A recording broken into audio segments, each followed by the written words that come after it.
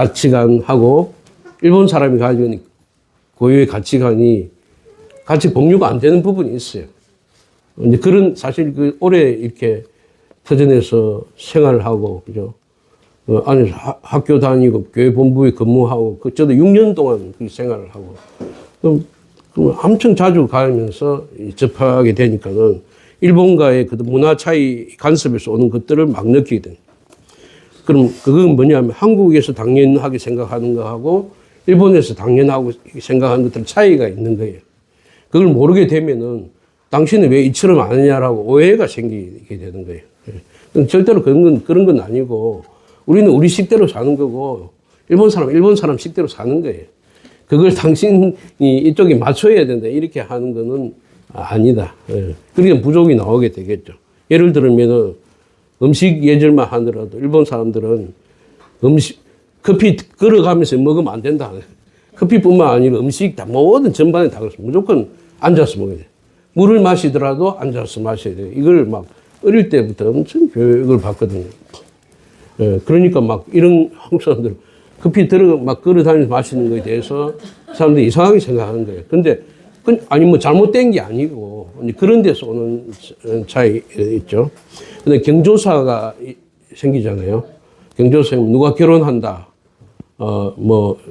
출직했다 이렇게 할 때는 보면은 자기하고 특별한 이해관계 없는 사람들 절대로 안 알립니다. 일본 사람들은 누구 결혼했다 해가지고 막 이렇게 하는 게 아니라 자기 정말 가까운 사람들한테만 딱 불러서 자리도 마련해 놓고 그게 축의금도 받아도 그들을 돌려주고, 선물로서 돌려주고, 누가 출직했다 하더라도 예를 들어서, 교회장이 출직하면은 반드시 알려주면은, 교회장이기 때문에 하지만은, 교회장 부인이 출직하는 거 알려주면은 이 사람들이 이상하게 생각합니다. 일본의 그게 룰이에요. 룰이라. 우리는 당연히 그걸 알릴 수 있다라고 생각하지만은, 이번엔 안 그래요, 절대. 이걸 나한테 왜 이야기하지라고 생각해요. 부의금을 내야 되는 거. 그런데 우리도 알린 적 없는데, 이 생각하는 거죠. 그러니까 이게 서로 당연하다고 생각하는 것들이 이제 다를 때, 좀 부족을 느끼는. 근데 그런 것들은, 다 있는 것인데, 문제는 이런 것을 따지자는 것이 아니고, 천리교 신앙은 부족을 느낄 때 현명하게 대처를 할 줄 알아야 된다. 그게 이제 핵심입니다. 부족을 느낄 때 어떻게 대처해야 되는가. 부족에 대한 우리의 자세가 현명하게 해야 된다. 부족이 있더라도 자녀들 앞에서 이야기하면서는 안 되고, 주위 사람들한테 이야기하는 거는 교주님께서 부족을 이야기하는 것은 티끌을 온 천하에 막 뿌리고 있는 거다. 남한테도 티끌을 다 이제 안 좋은 감정이나 이런 걸 전부 다 자기는 알아달라고 이야기할지 모르겠지만 악의 인연을 쌓는 근본입니다. 부족을 남한테 이야기하는 것. 자기 인연도 안 좋아지고 남의 인연도 그 듣는 사람의 인연도 부족을 느끼게 되니까 안 좋아지게 되겠죠. 그럼 진짜 깊은 이제 안 좋은 인연이 되는 거예요. 부족을 속으로 알 수는 있어도 이제 그렇게 생각을 해야 돼요.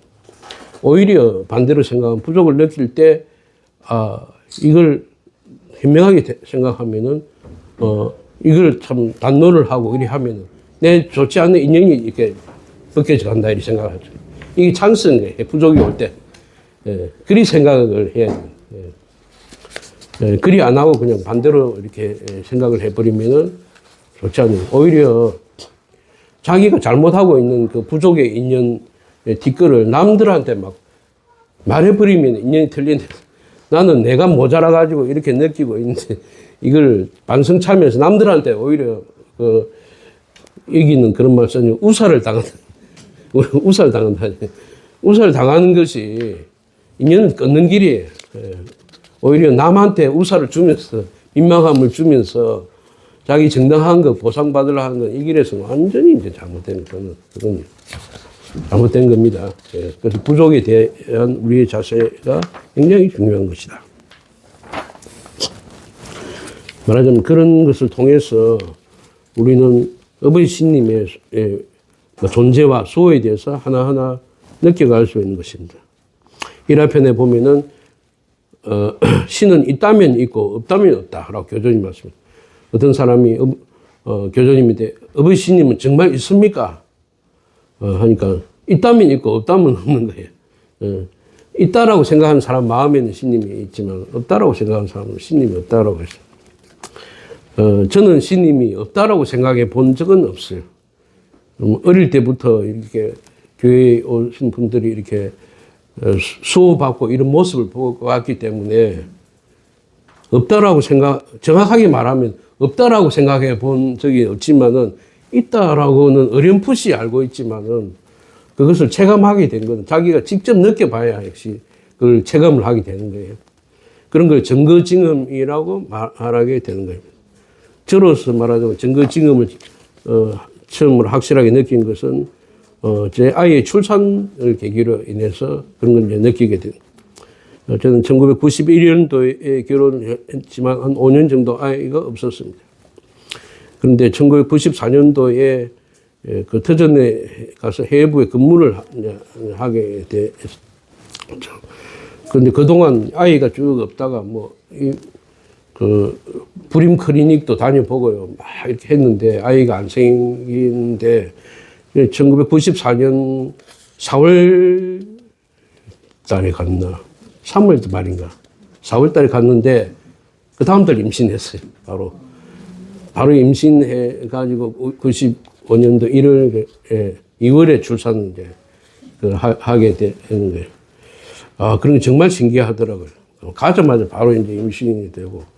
그래서 정말 그때는 그런 구절이 생각나요. 태내에 잉태하게 하는 것도 불일이니라 출산하게 하는 것도 불일을 보살피고. 정말 저는 그렇게 체득을 그때 했거든요. 근데 그게 이제 94년, 95년도의 일인데, 이제 10년 지나서 2004년도에 이제 긍정 강습에 이제 강사를 하게 됐는데, 그때 이 이야기를 했습니다. 강습생들한테 이야기를 이제 이렇게 해가지고, 정말 잉태하게 하는 것도 월일이고, 출산하게 하는 것도 월일의 보살핌이다. 그러니까, 어떤 강습생분이 그거 듣고 있다가 눈물을 막 흘리는 거예요. 정말. 나중에 보니까 자기도 이게 불임 때문에 엄청 힘든 그런 경험을 하고 있습니다. 강습 마치고 다음 달 임신했어요. 그래서 또 한국 돌아가가지고. 그러니까 그걸 이제 경험하면서 제가 이제 떠오른 게 있었습니다. 1화편, 백의 남을 돕는 거야. 읽어보겠습니다. 야마토 지방 간베 마을의 고니시 사다기치는 남보다 갑절이나 일을 할 만큼 부지런한 사람이었는데 우연한 일로 가슴을 앓게 되어 의사로부터 불치병이라는 선고를 받자 세상을 덧없이 여기며 세월만 보내고 있었다. 또 그의 부인인 이에도 난산을 하는 사람이었는데 그 무렵 두 번째 아이를 임신하고 있었다. 이 은혜를 어떻게 갚아야 하겠습니까? 하고 여쭙자 교조님은 남을 돕는 거야 라고 하셨다. 그래서 어떻게 하면 남을 도울 수 있습니까? 하고 여쭙자 교조님은 당신이 도움받은 바를 남에게 진심으로 이야기하는 거야 하며 미숫가루를 2홉 꺼내시다. 정말 이걸 지금 체감을 하게 됐어요. 첫째는 제 아이의 출산을 통해서 아이를 잉태하고 출산하는 것도 월일의 보살핌. 자기가 도움받은 바를 남에게 진심으로 이야기하는 것이 남을 돕는 거다. 그래서 그 수호를 받았지 않습니까? 그게 이제 핵심이라고 생각합니다. 그래서 어려운 사실 교리 말씀을 전하는 것보다도 내가 진심으로 도움받은 거, 신님 수호라고 느꼈던 거, 그걸 이야기하는 거예요. 그게 이제 전해지는 거예요. 이처럼 1화편을 보면은, 우리가 이런 느끼고 깨달을 수 있는 근거가 되는 것이 상당히 많습니다. 우리가 보면은 교회나 포교소도 보면 이제 포교소 같은 게 특히 이제 그 신앙을 하시다가 출직을 하게 되면 자녀분들이 신앙을 안 이어받는 경우도 종종 있고 더 이제 골치 아픈 거는 재산을 가지고 막 이 다툼이 일어나고 막 서로 뺏으려 하고 막 그런 경우가 있는데요. 그건 교회도 마찬가지입니다. 예. 교회도 막 그런 사정이 막 일어나고 재산 때문에 막 이런 경우인데, 그때는 이런 전 일화편 생각해 봤습니다. 일화편 114에 고생이 많았다. 이즘 있다 도 기치는 어느 때 주산 도계 고교에서 노상 강도 셋을 만났다. 그때 머리에 떠오른 것은 전부터 배워온 대물차물의 리였다. 그래서 그들이 시키는 대로 겉옷도 속옷도 모두 벗고 지갑까지 그 위에 얹어놓고 길바닥에 정자하고 자 가져가십시오 라고 말한 후 고개를 들어보니 강도들은 흔적도 없었다. 너무도 순진한 태도에 기분이 언짢았던 강도들은 아무것도 갖지 않고 그냥 가버렸던 것이다. 그래서 이점 있다는 다시 옷을 주워 입고 터전에 도착해 교조님을 배웠는데 그때 교조님은 그간 고생이 많았다. 가정이 화목해졌으니 악한 것 제거의 수은을 내린다. 받아라 하며 고마운 수은의 일을 내려주셨다. 그죠? 그래서 우리가 뭐 남이 내 것을 뺏으려 하고 뭐 그렇게 할 때도 오히려 가져가세요.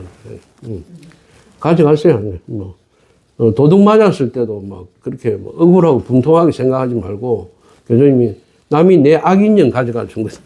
예. 그렇게 생각해요. 예.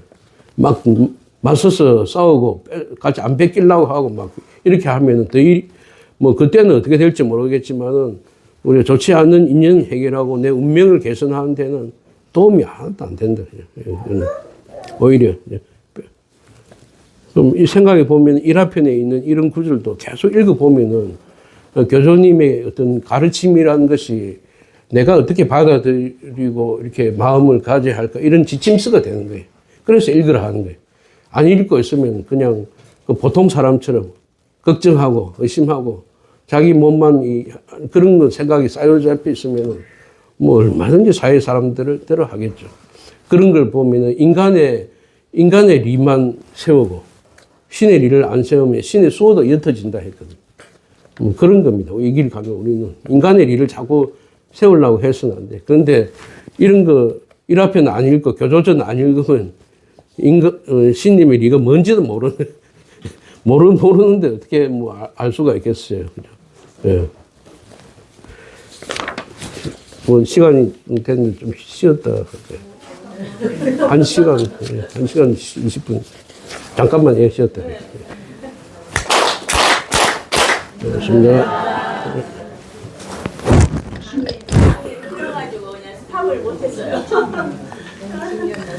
한 10분 정도 쉬었다 하도록 하겠습니다.